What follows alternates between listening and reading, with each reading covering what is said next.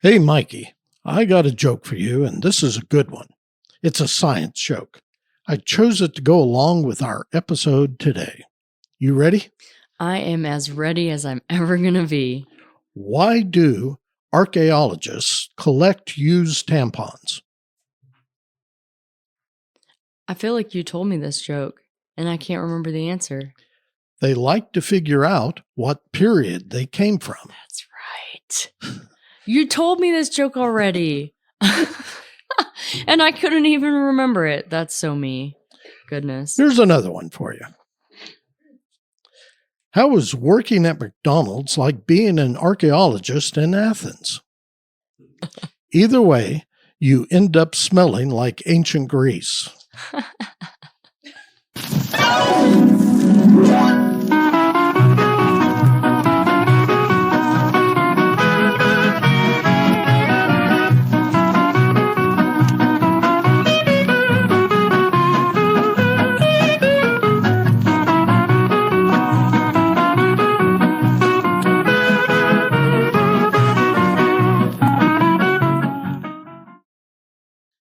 Hey there, everybody. How the hell are you? Mr. Robin here with another episode of Mr. Robin's Hood podcast. We're coming to you digitally from the compound just outside of Fargo, Oklahoma. I'm here with my favorite collaborator, partner in crime, and all-around best pal, Mikel Robinson, known throughout the podcasting uni as Mikey-on-the-Mic. Say hi to everyone, Mikey. Hello. Hello. Okay, yeah. I'm having trouble on the board today. You got too many fingers in the fire. I guess. Okay, we're back in. Are you going to ask about the song? Well, yeah, but you're all wibbly wobbly over there. You got me all confused. But no, what about that song? I really liked it. I felt I felt like Charlie Chaplin or something like. Well, you know, I swapped up the theme song for us just to see if you were paying attention. I am always paying attention. Okay. I can't believe you're questioning that right now. So that song is called the Joaquin Express. Yeah. And it was played every day that my father was at KSIW. And they would have a program called Swap Shop. Oh. And that was the theme. It ties back to a previous episode we did about Spade Cooley. I don't know if you remember that. Spade was a guy from Arnett, the Arnett area. Yeah. Moved out to California, musician, was a band leader and a Western swing guy, and had a television show in Los Angeles for a number of years. And then he killed his wife, strangled the wife in front of the daughter, went to prison for 6 years, came back up. Anyway, that song was the Spade Cooley Band. And Joaquin that they refer to was a guy, his slide guitar player, a guy named Joaquin Murphy. And anyway, so that's the story behind that. And I threw that in there to throw you, but you don't seem thrown. No, I'm not easily thrown. Okay. You got to try harder than that next time. So we actually have a crowd in here today. As usual, there's Cousin Fred at the controls with his latest squeeze, Magdalene, known throughout the vehicle repossession universe as Repo Babe. In fact, we have so many people here today that we had to move into Studio B here at the compound. Also present, we have the wife, who has lately taken to insisting everyone call her the Widow Hohweiler. Not sure what that's all about.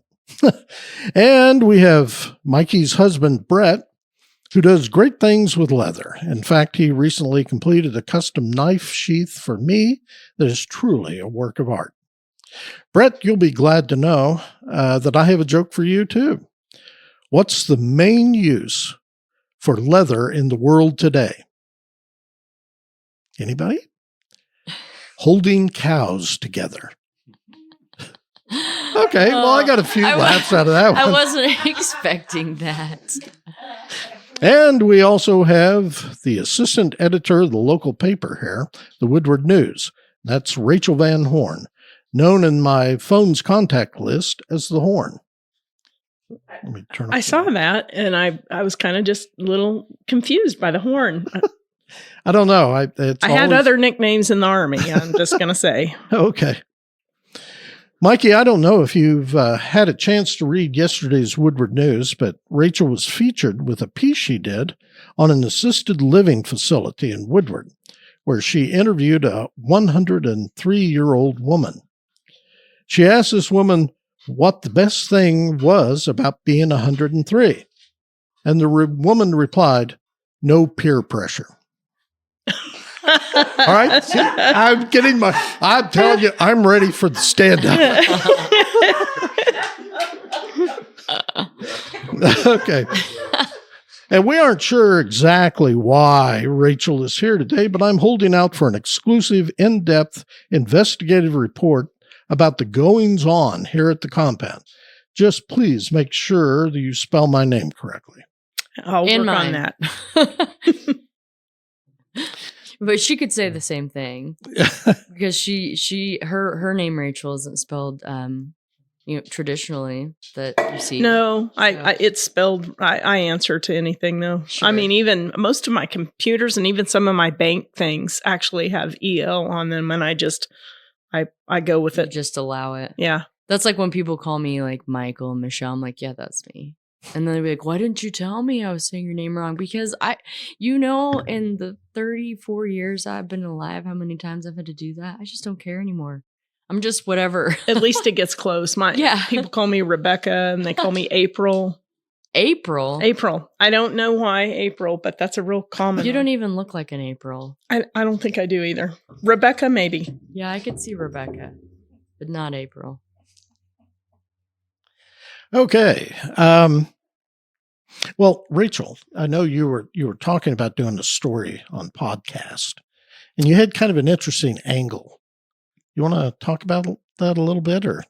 Well, the angle actually was related to people getting into doing podcasts and taking advantage of this opportunity that we have, where people are driving and just enjoying podcasts very much like we used to enjoy television. But I do think that there is a difference in what happens to the human mind when you are listening to a podcast versus when you are watching TV. I think it requires a different part of your mind. It's a more active part of your mind and a more creative part of your mind. And so I think that's why it's catching on. So I'm going to be doing something about this particular podcast because it's so regional and we don't have anything really. I don't think we've got anybody doing any podcasts that are very specific to this area and that are as interesting. Mm-hmm. I also am doing something regarding just the ability to go ahead and get into something and talk about things you love and are passionate about and actually make it your living. Mm-hmm. It's very scary to do, but I'm doing a bunch of stories right now on the economy, and it's called Eye on the Money.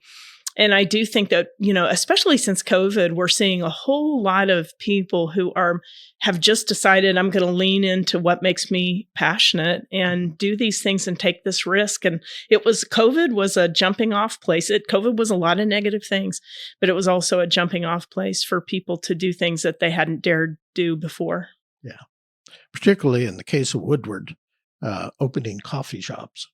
Absolutely. I mean, we've got one more getting ready to come online. Yeah. Okay. So we're going to be doing an online remote interview with Dr. Leland Bement of the Oklahoma Archaeological Survey.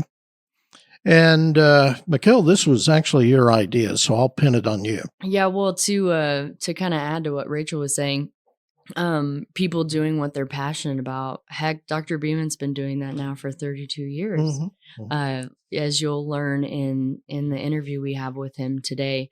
But I had come up with this idea, and I kind of talk a little bit to Dr. Bement about it in the interview, but I'm just very much interested in the ecoregions of the area. And in doing some research, I realized that Oklahoma is extremely diverse. Like actually, you know, one of 4 states in the United States with more than 10 ecoregions. And I always hear people when I'm like, I live in Oklahoma, and they're like, why?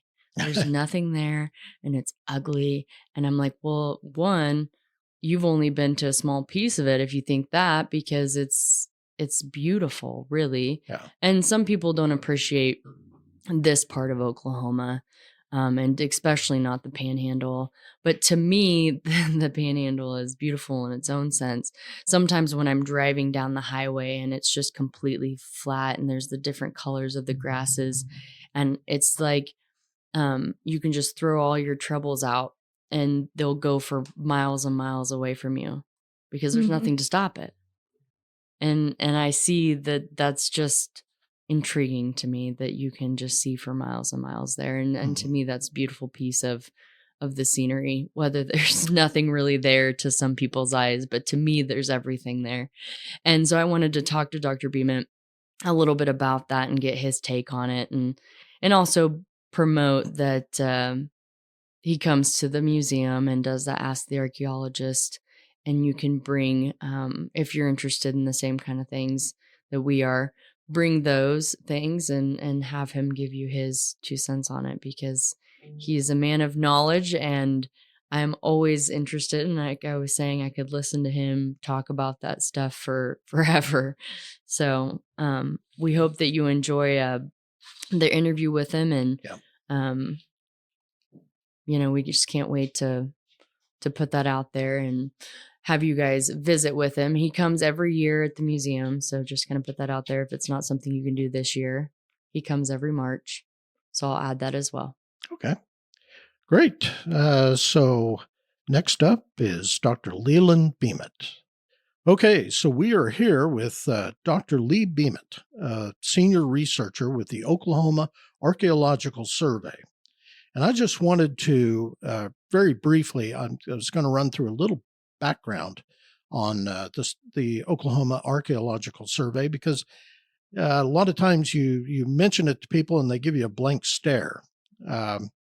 So it was established in 1970, and the enabling legislation mandated 3 fundamental responsibilities: to conduct basic research on the prehistoric and early historic archaeological record, to work with the citizens of the state to preserve sites valued for cultural heritage, and to promote public awareness of prehistory and early history by publishing and lecturing on research findings.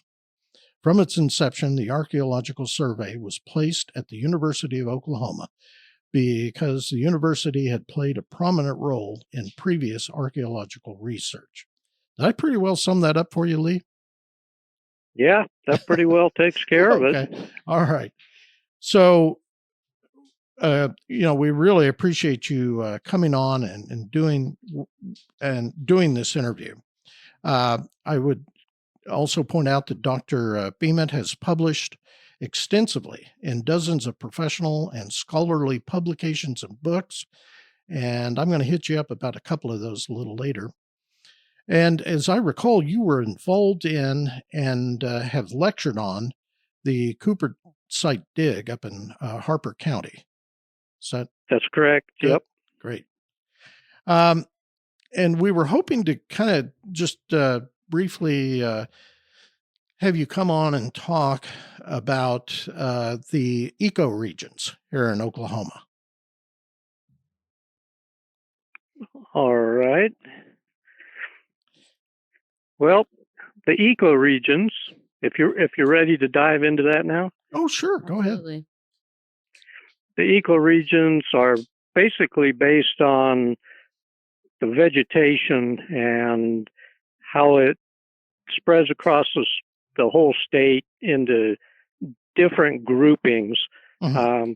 Out in your area, it is mostly known for a mixed grass prairie to the short grass high plains. And as you move across to the east, you get increases in moisture, rainfall. You guys see a little bit of rainfall once in a while. Yeah. It increases as you go to the east, and then with that, temperatures also vary, but you end up with a much lusher vegetation. And when you finally get to the far eastern edge of the state, you get into regions that have trees, those tall things with leaves. We don't have a lot of those around here. Yeah, you know that. Yeah, and all that stuff does is block out the sun, so that just makes it harder to see. But then the luscious part, the luscious ecoregion would be down in the southeast corner of the state, where you get into some of the pine trees and all the ferns and the beautiful areas down in terms of the lushness. And then as you move back west to the west, out into the Panhandle and all the way to the farthest end of the Panhandle, you get into the Black Mesa region, which again is one of the dissected plains type of regions. You have mesas and canyons, and you have higher elevations, so the plants look more like what you see in the foothills of the Rocky Mountains. And so Oklahoma is blessed by having this huge variety of regions, and by the distribution of those regions, of those plant resources, we also see then that the animals also change as you move across the state, east to west and north to south. And where I come in on all of this is then where we study the how people adapt to those different regions. I mean, if you're trying to grow a lot of cotton and corn without using irrigation, you have to go to the southern parts of the state and a little bit further to the east where you get more rainfall. Right. Out in your area, out in the Panhandle in the northwest corner, we get a lot of corn crops, but that's all based on irrigation. And the ecoregions are based on only that rainfall that falls to the ground. So, in dealing with our people, then their adaptation changes through time as the environment changes, because your ecoregion borders are not static; they change with changes in the climate. And those change are the changes more, I don't know, remarkable the further back in time you go. I guess what I'm asking is, is there a definite difference between, what you see kind of now in terms of, ecoregions and the way people adapt and live, and the way maybe there's some differences in if you go back, 1,000 years, say?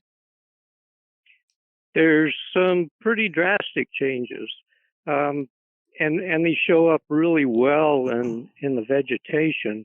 Okay. One, for example, would be, of course, somewhere around 12,000 years ago, you're back into the last ice age, where everything is a lot cooler than it is today. And as you move forward in time, so if we say that's at 12,000, by 9,000 years ago, it warms up to being just as warm as it is today, but the rainfall also drops off, and we see the expansion of the high plains grasses moves all the way to the far eastern edge of Oklahoma. So if you can imagine all of the cross timbers, all of those trees, all of that is reduced to small patches of trees and grasslands all the way to the Arkansas border. Mm-hmm. Mm-hmm. And so that go ahead. And so that makes a major difference then for what happens with the animals, because with the expansion of those grasslands, we see bison increase in numbers, and we have bison herds all the way across to the far eastern edge of Oklahoma.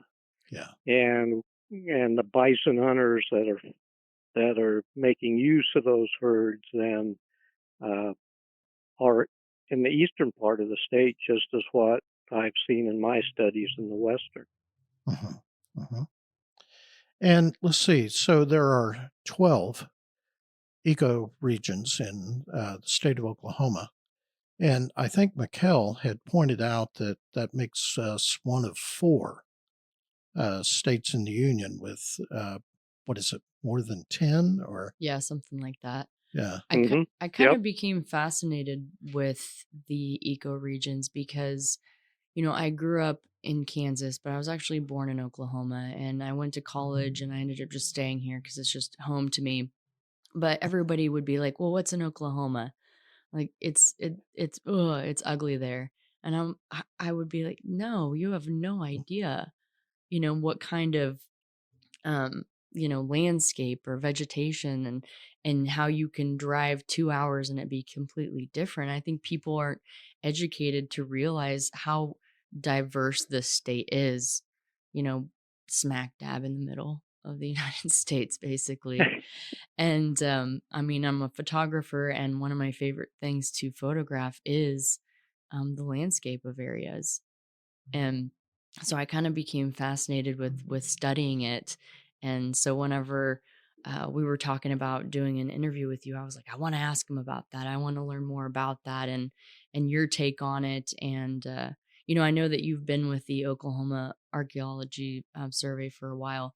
In the years that you've studied, what kind of changes have you seen? I mean, I know that seems like a short time, but I feel like there may have been some changes that you could probably speak to. Well, you're making it sound like I've been here forever. Well, I don't mean it. I don't mean it like that, but that's what I'm saying. I know, like, you're talking about 12,000, 9,000 years, but I'm curious. In what is it? How many years have you been? I don't want to assume. Oh, I've been in this position for 32 years. Okay. So yeah, that's been a while. And loving every minute of it, I'm sure. Oh, you know it. Absolutely. Yeah. It's one of those things that I didn't grow up in Oklahoma, and so like you, Mikel, I was born in in Texas, and then grew up in South Dakota, and then made it to Oklahoma after receiving my PhD and saying, yeah, we can be here for about 5 years while I continue to look for a job for someplace else. Mm-hmm. Well, my 5 years isn't up yet. I've only been here 32. Yeah. So, and the reason is because you're right. Oklahoma is fascinating in terms of the variety of landscapes that it has, and along with that, then gives you that huge variety of plants and animals and what people did to adapt to that. And in the 32 years I've been here, some of the most striking things that I've seen has been in how dry, the dryness, the droughts have really affected the region more than what we're used to seeing. And this is all the way across the state. Mm-hmm. The lush areas down in the southeast aren't as lush as they used to be. The trees aren't as healthy and robust. They have more infestations of pests. As you move across the state and out into the Panhandle, where we expect it to be dry, there have been blocks of years, not just 1 year, but blocks of 5 years, where the grass has all but disappeared, and it's mostly a prickly pear plain. Mm-hmm. And that type of dryness is not what it was like when I first got here. And so there are some very noticeable changes. Mm-hmm. So do you notice whenever you're studying these areas that the animals are kind of migrating to basically survive? It only shows up in where I'm working. We see it mostly with what happens with the birds. Okay. From year to year, certain birds that we're used to seeing don't show up, or we get new species coming in that you sit there and go, where did these guys come from? And one of the groups that I've had contact with off and on in my career have been the birders, because they're out there on the landscape looking at a particular class of animals, these birds, and they write down everything. I mean, they get excited about seeing, a warbler or, certain doves and all of that from a perspective of this is new to the state, or, I haven't seen one of these things in 10 years. What happened? Uh-huh. And so in those regards, it comes in crystal clear that conditions change, and vegetation in the whatever food sources these birds are after, they're either real plentiful some years, and then for other years they're totally gone. And when they're gone, those birds are gone. Uh-huh. I'm sorry. Well, I was just, I've always been fascinated by birds. And so I was just sitting here being very interested by that, because we feed the birds and we look at them, and I have a bird book, and I actually found one from like the 70s at a antique store that I just got. And I'm learning so much about them, but I'm not in a place where I'm that in the know yet. But it was just very interesting to hear you talk about that, because birds can just get up and go wherever they want. So for them it's easy. But do they come here and realize it's not here and just move on? Or how does that work? Do their friends tell them, hey, you know what? There's nothing there. It makes me think of all these ridiculous ways that birds communicate and figure that out. And I'm sure they're just coming through and realizing there's nothing here and moving on, but it's just interesting to me. It's an interesting aspect for some of what I do as well, because migrations are, for the most part, learned behavior. And that's whether it's people migrating or animals migrating, even bison migrating. It's passed down from one generation to the next generation as to where you go at certain times of the year. Right. And so for birds to come through, they're going to be doing the same thing.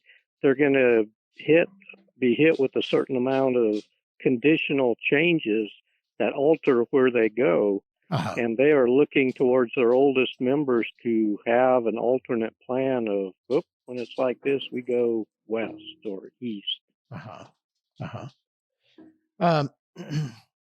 Lee, I was wondering if we get you to talk just a little bit about the Cooper site dig. That's we have a display of that in the museum, and it's always very popular, but it's kind of out of people's recent memory.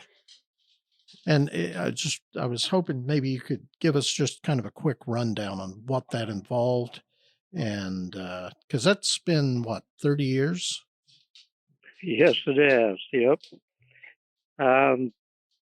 The Cooper site came to the forefront when the Department of Wildlife Conservation obtained parts of the Cooper Ranch the Howland Fern Cooper Ranch, Right. To become a wildlife area, basically a public hunting area. Mm-hmm. And so as they were acquiring that property, the ranch foreman took some of the wildlife biologists around the ranch to tell them where certain hot spots were for, where the turkeys roost, where do you go to see the biggest bucks, where do you go to see where the quail are. And in doing that, they also stopped by the spot along the Beaver River and said, there's all these bones coming out of this cut bank. Mm-hmm. And we don't know what they are for sure. We've been told that they're horse bones or they're cattle bones or maybe they're buffalo bones. But we just thought you ought to know where this stuff was and what was going on. Mm-hmm. Well, I met one of the wildlife biologists and also some of the wildlife rangers, and they took me to this place to show me where these bones were coming out, to see if I had any knowledge about what they could be. And in fact, it was a whole lot. There were dozens and dozens of bones sticking out, and these were in fact bison bones. Uh-huh. And they weren't just a regular bison; these were large bison. And so, given the size of the animals and where they were, we were concerned that, it's possible it could be a buffalo kill site of some sort, but there's also the possibility that it's a natural deposit that the river had washed a bunch of bones into this bank. I see. Yeah, and so after the initial looking at it, it was, well, let's keep an eye on this and see what happens, and see if anything else comes out that can change our view of what this might be. Well, it was that following spring that the area was opened up to its first turkey hunt, and I went in at the end of the turkey hunt just to see if hunters had seen these bones, had messed with the bones, anything like that. And sure enough, there had been a little bit of evidence that somebody had gone up and pulled some bones out of the bank and left on the surface a tip of a Folsom point. And so with that projectile point tip being left there gave us evidence that, yeah, we had a 10,000 plus year old bison kill site. Mm-hmm. And that started a whole,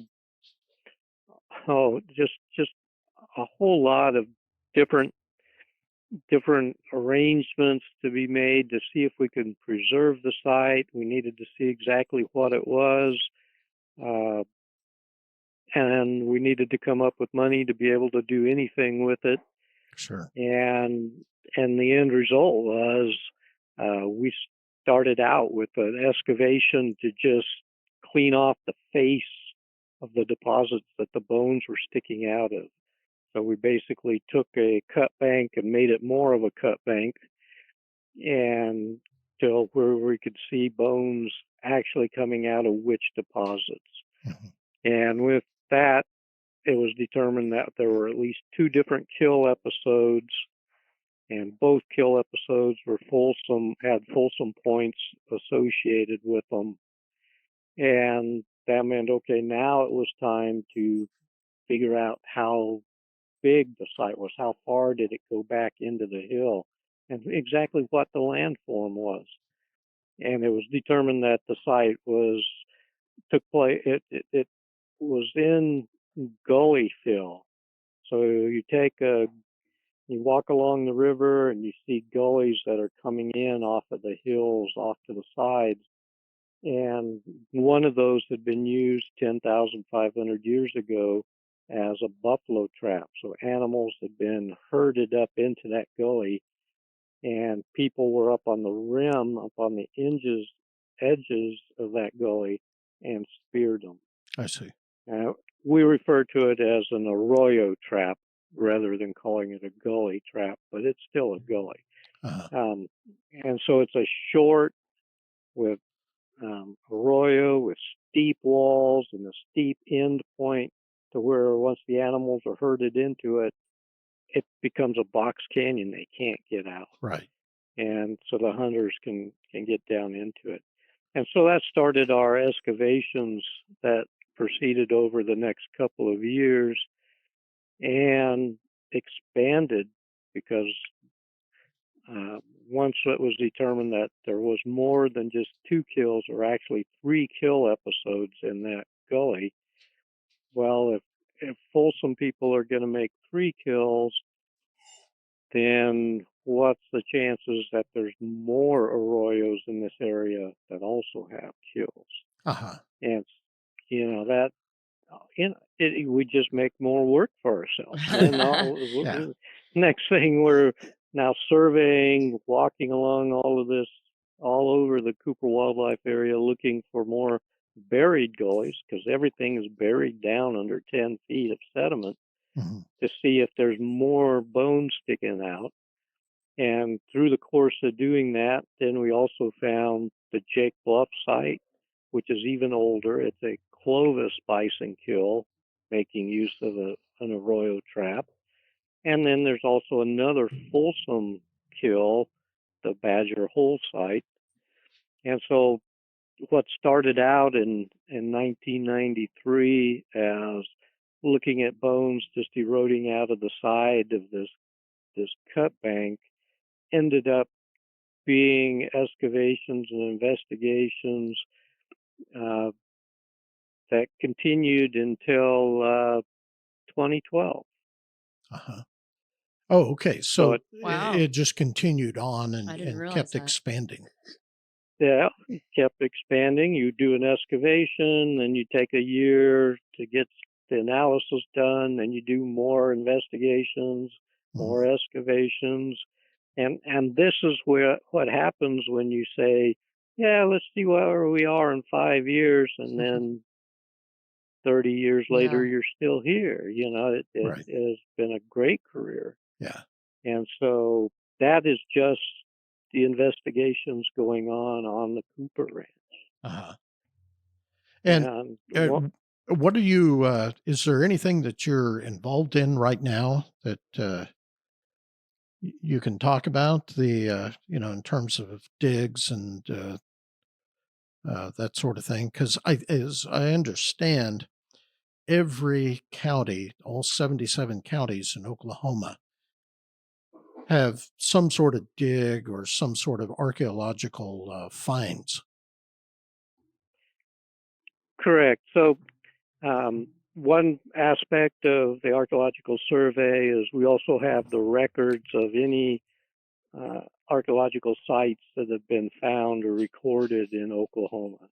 So our office has records of, I don't know the current total, it's somewhere upwards of 20,000 sites distributed across the state. And so that means there's sites in it, of course, in every county. I mean, people have lived everywhere. Right. And our office is in charge of keeping track of those sites. And part of our mandated purpose is to go out and investigate, look at areas, be in contact with landowners, see what they're finding, what they have any questions over, evaluate any sites that they come across. And that's all part of the research that's just ongoing. And I can say, so that, sorry, Lee, I didn't mean to interrupt you. Sure. I can say I've ahead. passed your information to probably 10 people. I don't know if they've all contacted you, but these are people coming into the museum, and they're like, I have these rocks, and I tell them you're going to come in March, but some people are curious now, so I've passed your name along to a lot of people that are curious about the things or have found things, and I'm like, And they're like, who do I call? I know who to call. Dr. Bement. That's right. So there you go. Yeah, no, I have, it used to be that it was always phone messages, but now, of course, everything is done with text messages and email, and it is not unusual for me to deal with a new something every day or every couple of days, and not every site is a exciting new find, but it is for the people that are finding them. Sure. And so this is where the programs like the Ask the Archaeologist, it's just an extension of this. Not everybody has a computer or doesn't want to contact me through email or that, or give me a call, but they're willing to come to the museum, and maybe the first time they come visit, they just are there as to see what's going on. And then the next time they bring in one or two things. And then the next time they bring in 3 boxes worth of stuff. Yeah. It just builds, and to me that's part of the excitement of the job and of doing those programs. Well, we really appreciate it because people really enjoy it. To get back to your question of what I'm doing at the moment, I have several projects going on. As you can imagine that you can't just stick with one thing. You sound like I have an excavation that we did this last summer out at Black Mesa, out by Boise City. That's a late prehistoric. It's about 1000 AD camp that we're trying to figure out what it is. And then I also have a survey where we are walking on across the ranch trying to record sites, any evidence that we find, and that's going on in Texas County. And it just continues and continues. I'll be headed out to Mays County this week to go take a look at some artifacts and stuff. So that's putting me all the way across to the other corner of the state. So it keeps me busy, but it also keeps everything new and exciting and varied. When I first took this position, the survey was divided up so that there was a primary researcher for each quarter of the state. So there were 4 of us that pretty much divided up the state. And my quarter was everything west of I-35. Mm-hmm. Well, that's over half the state. Yeah, right. So my quarter was a little bit bigger. You kind of begin to wonder what they meant by a quarter, but that's all right. And and that's just how things go. And now our research archaeologists, we still have the state pretty much divided up, but every one of us finds ourselves in somebody else's quarter quite a bit of the time. Mm-hmm. Mm-hmm. Okay. I had a couple of questions after I had looked through the list of publications that you've done and over the course of your career. There were a couple of them that kind of jumped out at me, and one of them was an article that you did in Plains Anthropology or Anthropologist in 2005, and the title of the article was "Hoax or History: A Bison Skull with Embedded Calf Creek Projectile Point." And what I'd like to know is, was it a hoax or history? It is history. That was a bison skull that a collector had found on a gravel bar in the Arkansas River, just out walking the river, and came across this part of a bison skull that had the 2 horns and the forehead, basically, is all that was there. And there was the ears of this large spear point sticking out of the skull right where the horn meets the skull. And so he brought it in going, what is this? Is this really a point sticking in the skull? And, we're sitting there going, well, we see these things from time to time where somebody takes a projectile point and glues it into the skull because it looks neat. It looks cool. So that's what the hoax part comes in is this just another case of somebody doing that?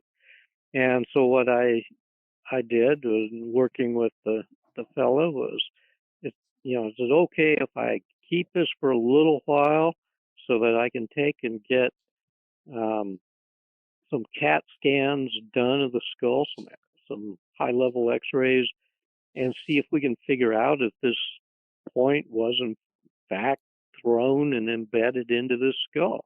And he said, yeah, sure, go right ahead, take it and see what you can come up with.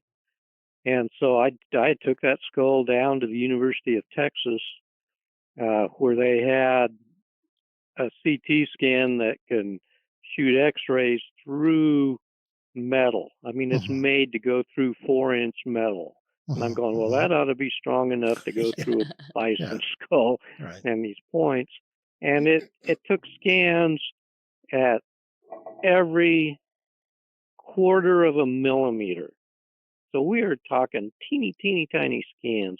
They scanned the whole skull, and then you can make a 3D model from that, and you're looking at it, and not only was that projectile point legitimately thrown and embedded into that skull, but as it entered the skull, the point exploded. So the tip of that point is separate from the body of the point, which is separate from the 2 ears or 2 tangs off of that point, and they're all still within the skull.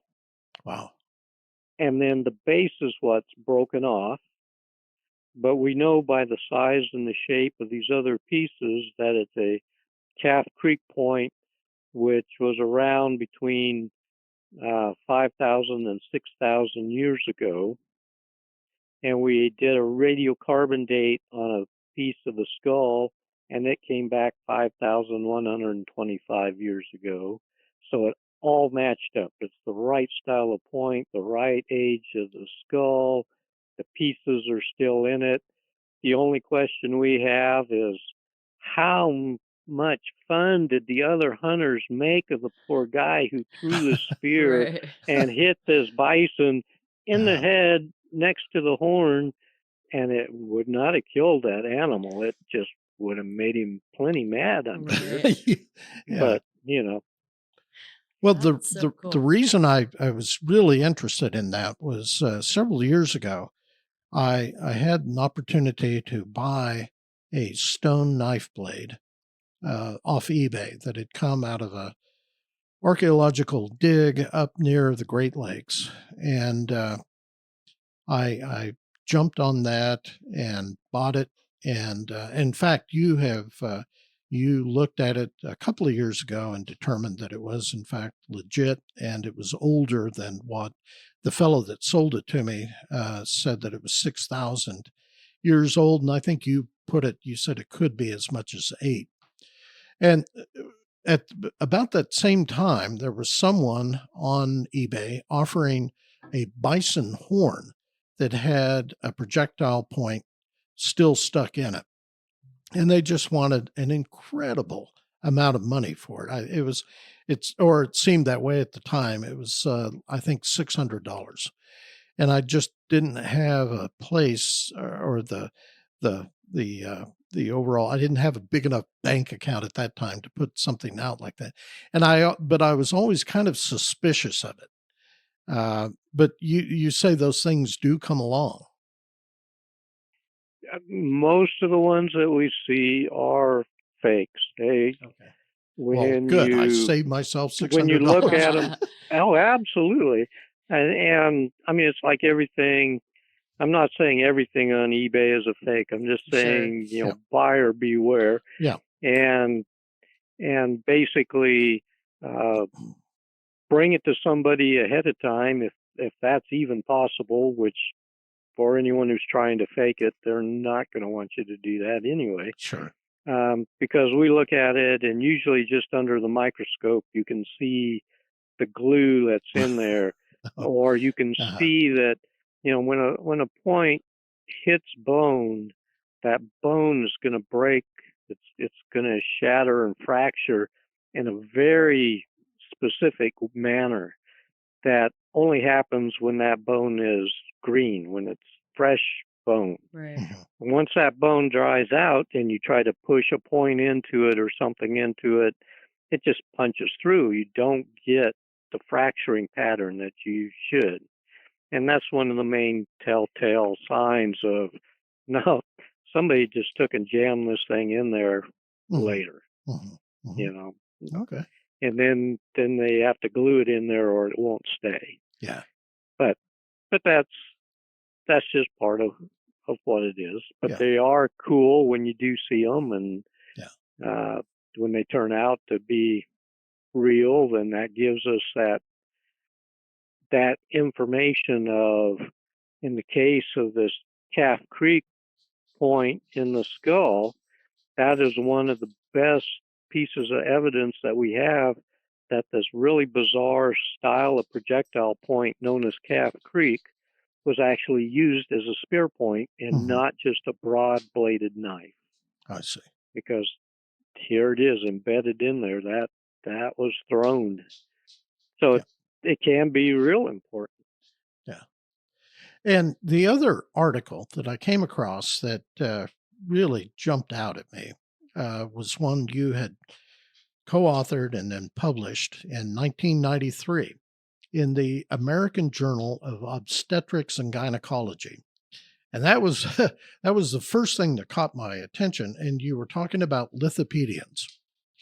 And I'm kind of curious. I know that the oldest known Lithopedian, or as I believe they're called commonly stone children, or stone babies. Stone babies. Okay. Was found down in Texas. And were you involved in actually finding that, or? So yes, this it's a late Archaic age, so it's a little over 3,000 years old, maybe 3,500, and it's what a Lithopedian is. And you can cut all of this out of the podcast later if it gets too graphic. No, we like graphic. Yeah. Well, let me paint you a picture. Okay. No. So what you have then is when a woman becomes pregnant and the fetus starts to grow, and in this particular case, that fetus was developing well, doing okay, through about the second trimester, so almost 6 months along, and then something happened. Either the mother became really ill, or maybe there was an injury, but something led to the demise of the fetus. So the fetus dies. And in most instances, if this happens earlier in pregnancy, then there will be a miscarriage, that it'll be flushed from the mother's system.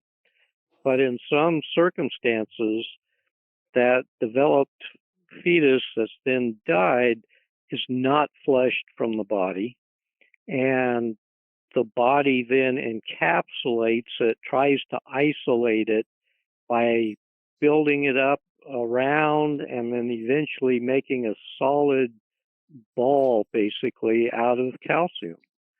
And so it tries to turn it into this bone package, just this big round ball.